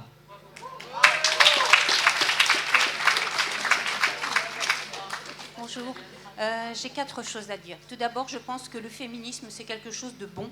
Hein, c'est effectivement, oui, non, c'est quelque chose de bon, même si ça peut être mal présenté, etc. Faire avancer la cause des femmes, c'est faire progresser toute la société. Et là-dessus, je rejoins tout à fait ce monsieur. Ensuite, je regrette un petit peu que vous n'ayez pas évoqué, notamment quand vous avez parlé de Christine de Pisan, l'aspect économique dans la libération des femmes, parce que Christine de Pisan était une femme qui travaillait et qui gagnait sa vie, et en ce sens-là, elle a quand même montré une certaine exemplarité. Voilà, on peut en reparler. Et ensuite, sur la non-mixité, je pense que à l'époque où les féministes, dont j'étais d'ailleurs,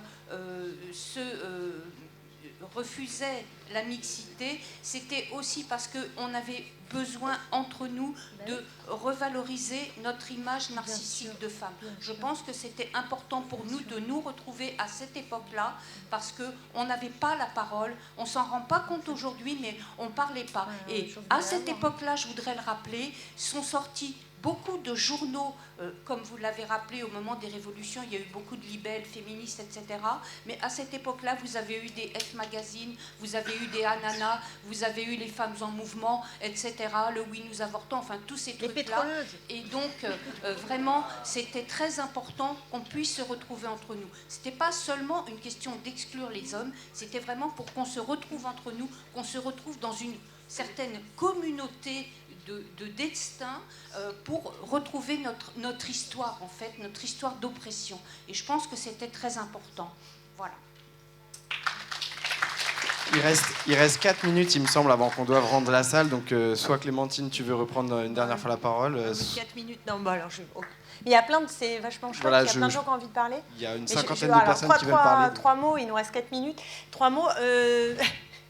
D'abord, vous faire remarquer, mais vous le vivez au quotidien, mais j'insiste sur ce point, que la spécificité quand même des rapports de domination homme-femme, c'est que dans les rapports de domination, c'est rare de coucher avec son oppresseur. Et ça, mais non, c'est pas une blague. C'est-à-dire que le rapport avec le patron n'est pas tout à fait le même. Et donc ça... J'ironise un peu sur cette spécificité, mais elle est réelle. C'est-à-dire que quand tu disais, quand Manu disait, on fait des compromis, etc., c'est qu'on est dans des situations où il y a beaucoup d'affect, où il y a des relations sentimentales, des relations familiales, et que du coup tout s'imbrique et que ça devient très compliqué. Alors si la solution c'est de dire, pour être une féministe intégrale, parfaite, etc., je me mets à distance des hommes, ça a été théorisé. Hein. Il y a un courant féministe qui, dans les années 70 notamment, avait théorisé le fait qu'il fallait vivre sans les hommes. Donc en érigeant le lesbianisme comme le féminisme, le seul féminisme conséquent. Alors avec des trucs assez drôles, hein, c'était, vous vous souvenez, comment il s'appelait, l'autre qui voulait découper les hommes en pièces, ça y est, comment elle s'appelait, Valérie Solanas? Non, ça vous dit rien? Voilà. Voilà. Puis les femmes se promenaient des fois avec une paire de ciseaux là, comme ça. Bon, il y avait un truc un peu agressif. Oui, enfin, notez que le mouvement féministe est le seul mouvement de libération de masse comme ça qui n'ait fait aucun mort du côté des oppresseurs. Et moi, je trouve que c'est quand même pas rien pour un mouvement prétendu agressif. C'est pas totalement rien. Hein, dans les autres combats, en général, ça finit pas très très bien. Bon, donc, mais notamment parce qu'il y a cette spécificité-là. Et après, chacun négocie. Mais je pense qu'il faut accepter le caractère non parfait, ne serait-ce que pour une chose. Prenez en compte la temporalité humaine. Soyons un peu avec nous-mêmes. Je veux dire, moi, je fais rire toujours tout le monde en disant moi aussi, je suis opprimée. Je veux dire, je porte des talons et je suis pas bien sans talons. Je mets du rímel tous les matins. Je veux dire, non, mais je veux dire, je suis comme Manu, je fais des fois comme ça, etc., etc. Il n'y a pas de... C'est comme ça. Je ne vais pas vivre hors le monde. Donc, on ne vit pas hors le monde et on ne peut pas changer totalement les rapports sociaux juste par sa propre implication. Donc il y a forcément une base de compromis. Et donc c'est ça qui est pas facile à vivre au quotidien, mais je pense que d'avoir une conscience féministe permet de dégager des marges de liberté. Ça, j'en suis absolument convaincue. Parce que justement, quand Manuel parle du fait qu'on emmène ses gamins et qu'on a sa propre culpabilité, ben, au moins, au moment où on l'a, on peut se dire « Ah, mais attends, je suis en train de réagir parce que j'ai cette éducation qui pèse sur mes épaules et qui fait que je me sens plus imprégnée. » Et finalement, si je lâchais un peu... Il y a une théorie en cours aujourd'hui sur les tâches domestiques qui laisse à penser que si on voulait vraiment arriver au partage, il faudrait qu'on abaisse le niveau délirant qu'on a de propreté, de rangement, etc. Sinon, on ne s'en sort pas. Parce qu'avec 2 enfants, avec 2 enfants et quand les 2 parents... Non, mais 2 enfants, ça a été, les statisticiens ont montré que c'est 39 heures de tâches domestiques et parentales par semaine. Donc, à partir du moment où les femmes le faisaient bénévolement, gratuitement, à plein temps, avant les années 60, en gros, et qu'elles se sont mises à investir le marché du travail, et que la société ne s'est pas réorganisée par une réduction du temps de travail, par une socialisation d'un certain nombre de tâches, etc., on est dans une équation qui n'est pas possible. Résultat des courses, les femmes quittent une partie du marché du travail, puisque alors qu'elles l'avaient intégré à temps plein, maintenant, elles prennent de plus en plus ce fameux temps partiel qu'on nous explique être choisi. Quand vous discutez avec des femmes, vous dites « j'ai choisi un temps partiel », que vous grignotez sur les raisons, ah bah oui, parce que son mec gagne plus, alors si on enlève un demi-salaire, c'est forcément pour elle, des raisons éducatives, qu'il n'y a pas de crèche, que si, que là, etc. Et au final de l'équation, elle dit « oui, j'ai choisi de me mettre à temps partiel et c'est mieux comme ça ». Effectivement, c'est un calcul de court terme qui peut sembler mieux, mais après, ça veut dire chômage partiel, retraite partielle, etc. Indépendance financière littéralement grignotée. Donc ce que je veux juste dire, c'est que la perfection du rapport entre l'objectif féministe, le discours féministe et la réalité à l'échelle individuelle ne peut pas se rechercher de façon... Enfin, je pense que sinon, on devient complètement dingue, quoi. Et en même temps, moi, je suis convaincue que ce regard féministe nous dégage, à nous, femmes, des marges de liberté. Et pour les hommes... Oui, évidemment qu'il y a une part qui leur enlève des marges de liberté. Je veux dire, rentrer chez soi et pas faire les tâches domestiques, franchement, c'est cool de faire plus de loisirs, plus de... Ben oui, non, mais, et qu'on leur explique que maintenant, ben non, ils vont en faire plus. Forcément, ça, c'est pas du tout agréable. Mais il y a d'autres tâches ou choses qui, je pense, peuvent être... qu'ils ne s'autorisent pas à faire parfois et pour lesquels ils pourraient aussi avoir plaisir à faire. C'est-à-dire que le féminin n'est pas non plus, ce qui relève du féminin, je veux dire comme construit social, n'est pas à tout mettre à la poubelle et qu'il y a aussi des choses qui relèvent de cette féminité comme construit social, hein, j'entends, qui peuvent aussi être valorisées et que des hommes ne s'autorisent pas à prendre. Donc je ne crois pas qu'il faut s'occuper d'abord de l'éducation des unes ou d'abord de l'éducation des autres, il faut s'occuper de l'éducation des garçons et des filles et de les éduquer à se désaliéner et à intégrer le moins possible les stéréotypes sexistes. Mais c'est là où on rentre dans la temporalité humaine et c'est pour ça que je veux insister là-dessus, c'est qu'on ne peut pas changer une société et c'est ce que les féministes ont peut-être compris au XXe siècle, c'est qu'on ne peut pas basculer littéralement dans une toute autre norme. Parce qu'on a été élevé avec des codes, avec des choses dont on ne peut pas se déprendre en un claquement de doigts. Et c'est là où c'est compliqué, c'est-à-dire qu'il faut à la fois articuler un objectif totalement ambitieux qui est l'égalité totale, l'égalité véritable, et en même temps de prendre en considération le fait que là tout de suite on est devant des os. Et c'est pourquoi la période qu'on vit est difficile. Parce qu'on a une promesse et que cette promesse d'égalité n'est pas tenue dans le réel et que du coup il y a une souffrance qui est singulière à cet idéal de liberté qu'on nous vend et cette impossibilité dans le concret de voir advenir un champ des possibles à égalité réelle. Et ça crée beaucoup de colère, ça crée beaucoup d'amertume, ça crée beaucoup de choses difficiles, mais il faut transformer ces colères en combat et moi je pense que là on est dans un moment où on a des possibilités pour gagner davantage de marge et que je pense que le monde dans cette salle, moi, me revigore. Je trouve ça... Je sais pas, je me sens... Des fois on se sentait... Ouais, et plein d'hommes aussi. Merci, vraiment.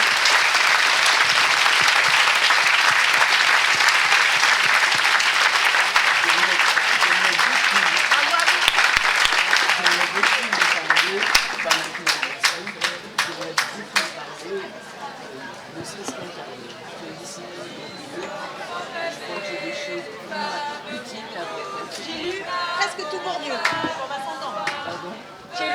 J'ai lu presque tout Bourdieu, donc on va s'entendre. Oui. Mais ce que j'ai écrit, on n'est pas du tout chez Bourdieu. D'accord. J'ai été... C'est ça qui serait simplement un perroquet. D'accord. Bon, ben, on va se croiser, on est là pendant une question. Un moyen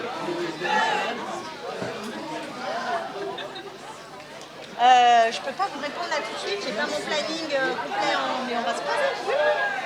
On devrait pouvoir se croiser, non? On devrait pouvoir se croiser dans l'université. Merci. Quel est votre nom? Retz. Igor Retz. Igor. Oh, c'est joli, Igor. D'accord. Ça marche.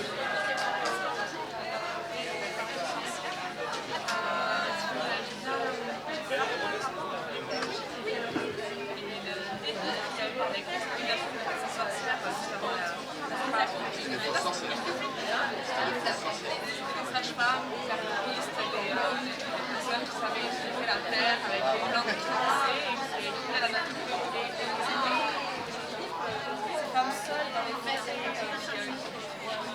limite un danger pour les hommes face à cette marginalisation, etc. Plus